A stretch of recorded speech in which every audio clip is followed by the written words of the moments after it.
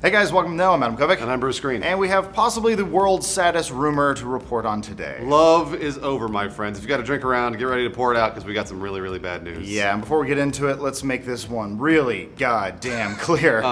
We don't want to be delivering this news. We are all huge Half-Life fans right here, but still our job is to report on the news, so here it is. All right, so we have an anonymous source inside Valve that has told us the state of Half-Life 3, and it's not looking good. In fact, it's looking really, really bad, and Mr. Freeman won't be rising shining anytime soon. That hurts. Yeah. So according to our source, Half-Life 3 is technically in development. Right now. Yeah, no, it's happening. That's good. But only by a skeleton crew of about 10 people. That's bad. We hear that the game's script is complete. Okay. The story and the events of all the game are laid out.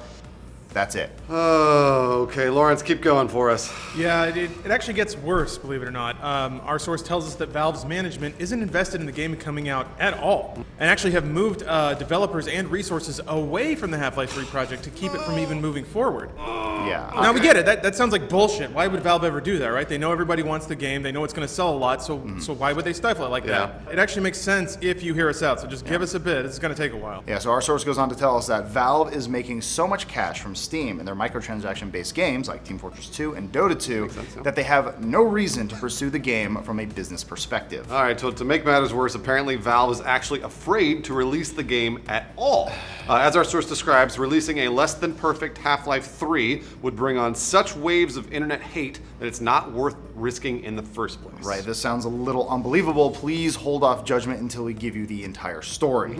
And sit tight because there's a lot to tell. Right, our source tells us that back in 2009, Half-Life 3 was well into development. It had a team of about 100 people at the time, though it began losing headcount as Valve moved workers off that project and onto ones that needed immediate attention, like Left 4 Dead 2, Portal 2, and Dota 2. And since then, they haven't really been releasing a lot of games, so true. Yeah, this that's true. seems real. Yeah. So at the time, Valve management were just shifting resources to finish games that needed help to hit release dates. That all changed in 2012, though. This one's going to blow your minds. When BioWare released Mass Effect 3. Right, so Lawrence, tell them about it if they're unfamiliar. Yeah, most of us, I think, remember what happened when Mass Effect 3 came out. Rabble. Yeah, basically there were a group of people that were just super pissed off about how the game ended. Yeah. They thought it didn't live up to the quality that they felt the series deserved. So, BioWare just got slammed with this hate mob on the internet of people saying, you've done terrible, like, we hate you, you deserve to die, all these things.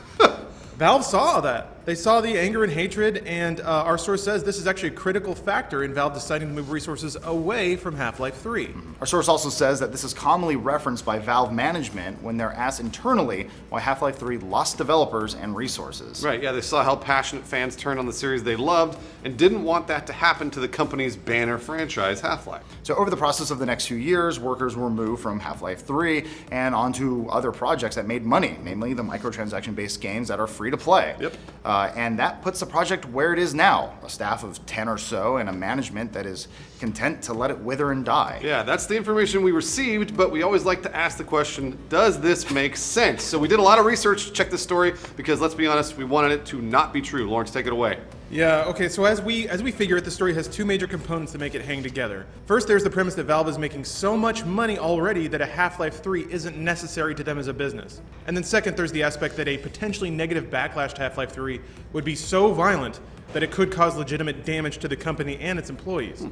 Now, the first part of that is a lot easier to tackle since it's more objective. It's pure money. So, let's take a look at how much Valve is making right now and estimate how much they could stand to make if they released a Half-Life 3, and then we can see if that number actually measures up or not. Yeah. For all this data, we partnered with market intelligence firm SuperData to find estimates on Valve's revenue through their free-to-play titles and Steam as a publishing platform.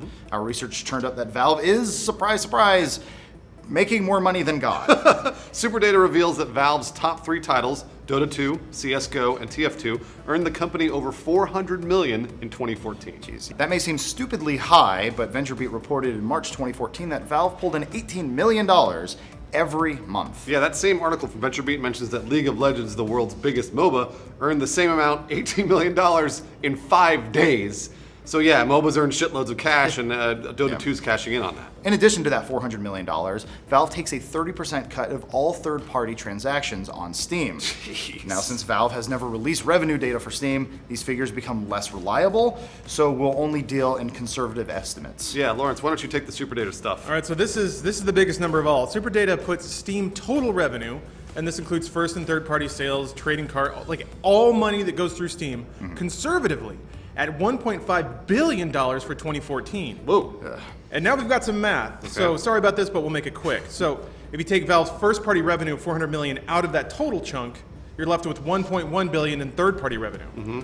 Valve's 30% cut of that $1.1 billion is $330 million. That's what they're making off third party transactions. Yeah.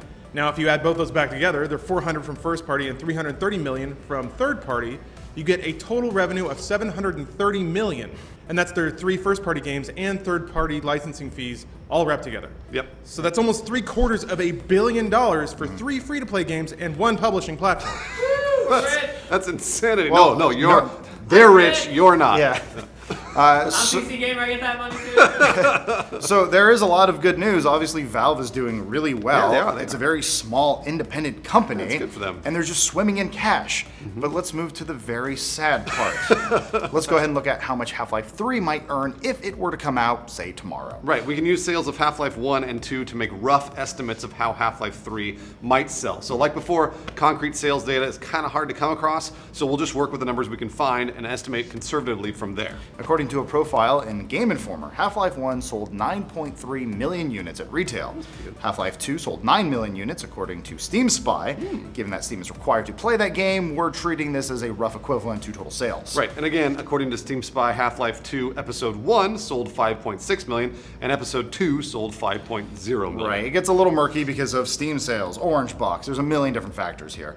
But given that sales numbers didn't jump dramatically from Half-Life 1 to Half-Life 2, they didn't. We would guess that the same would continue for Half-Life 3. Okay. But just to be sporting, let's say that Half-Life 3 sells 30% more units than Half-Life 2. I think that's fair. Yeah, no, if Half-Life 3 were to sell 12 million units, which would be phenomenal, and all of them were at full US retail, Valve would earn $720 million in sales, or just about a year's worth of their current revenue. Yeah, that's great money, don't get us wrong. Yeah, it is. But it's not make it or break it cash, Yeah. especially considering they're already making that money. Yeah, and it's also important to remember that Valve is a private company. They don't even have investors pressuring them every quarter. If they did, odds are Half-Life 3 would be out already. That's true. So our conclusion is that financially, it makes sense that Valve doesn't feel any pressure to develop or release Half-Life 3 from a financial perspective. Yep.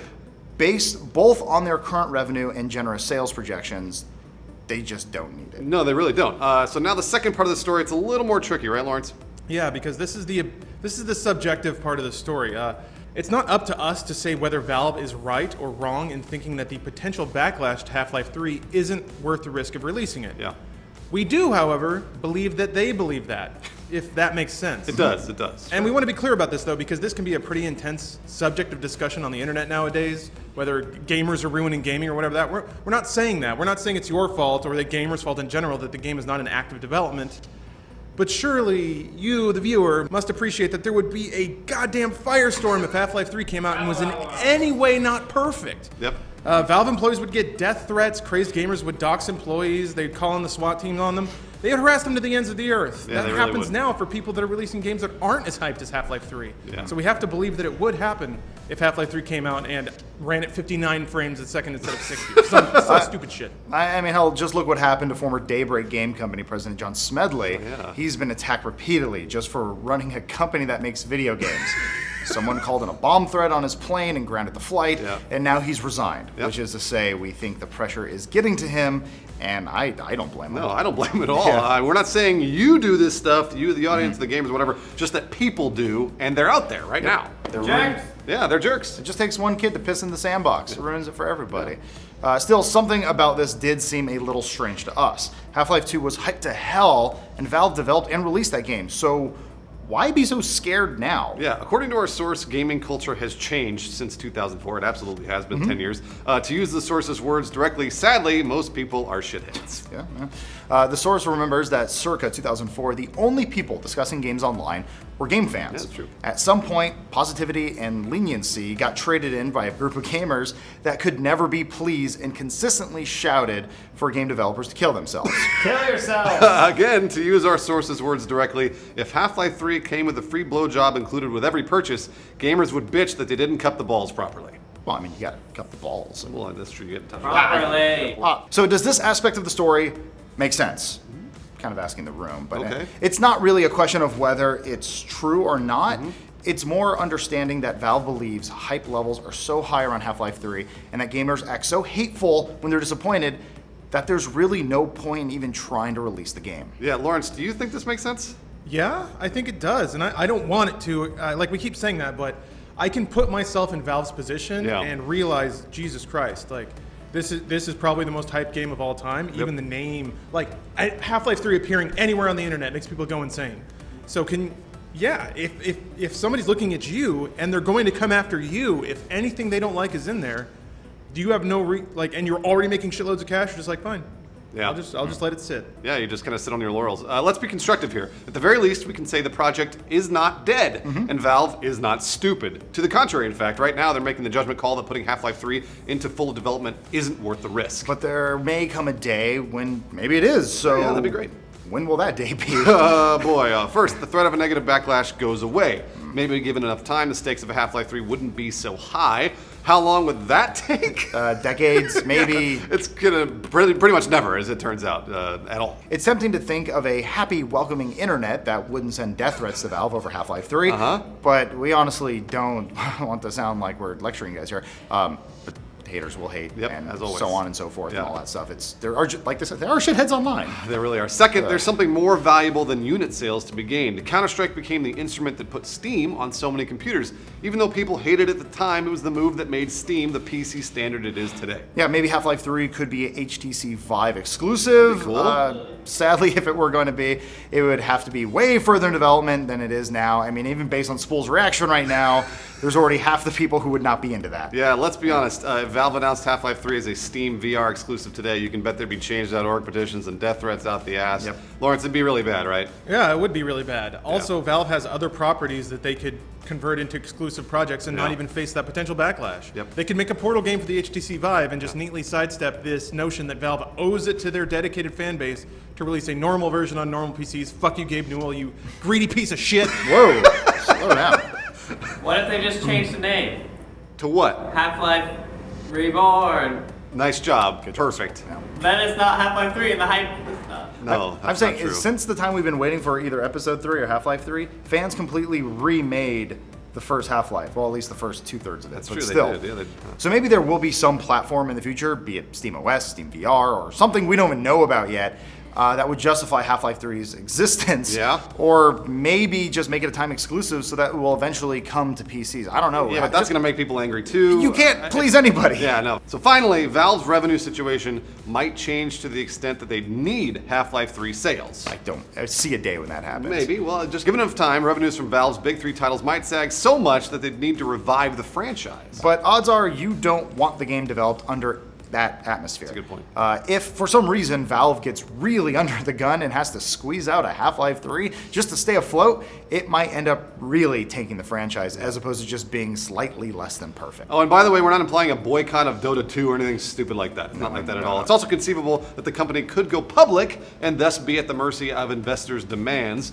With the kinds of revenue they're making now, they have no reason to ever go public. No, not at all. So there you guys have it. That's the entire story. Half-Life 3 is only just barely in development, maybe even on life support, and nobody at Valve ever intends for the game to actually be finished. Yeah, listen, we want Half-Life 3. I personally absolutely want Half-Life 3, but we can understand that Valve has no reason to make it right now. Yeah, maybe the next time you see someone yelling at devs or saying that games cause AIDS online, realize that developers see that too, and it doesn't make them particularly motivated to make more games for us. Lawrence, do you think that there's anything people can do out there to convince Valve to release this game? No. I think if there's a sea change in gaming culture, I think if Valve sees a high-profile developer release a big game that's not so great and for some reason the internet's like, you know what, you tried. You tried, and God bless you, you did it. And you know what? This game's not so great, but it's all right. We're still gonna buy it because we love you dudes. And if they saw that, maybe, but fuck, like that would ever happen. So the truth is, they don't have to from a number of reasons, so they're just not going to. It's hard for me to say that that's a bad call. Ironically, the best sort of attitude we could adopt as a culture is to say we don't want Half-Life 3. We don't need it. Who cares? Reverse psychology. I like this. And then Valve will get so excited and go, no, we'll give them the best fucking game ever made. All right. So let's start saying we don't want it. I don't want Half-Life 3. All right, I don't want Half-Life 3 either. I still want it. I still want it. Shut Shut up! up! Reverse psychology, bros. God damn it. Please like and subscribe for more reverse psychology about Half-Life 3. Don't like and subscribe. Oh, okay. Nice podcast. Everyone use Origin.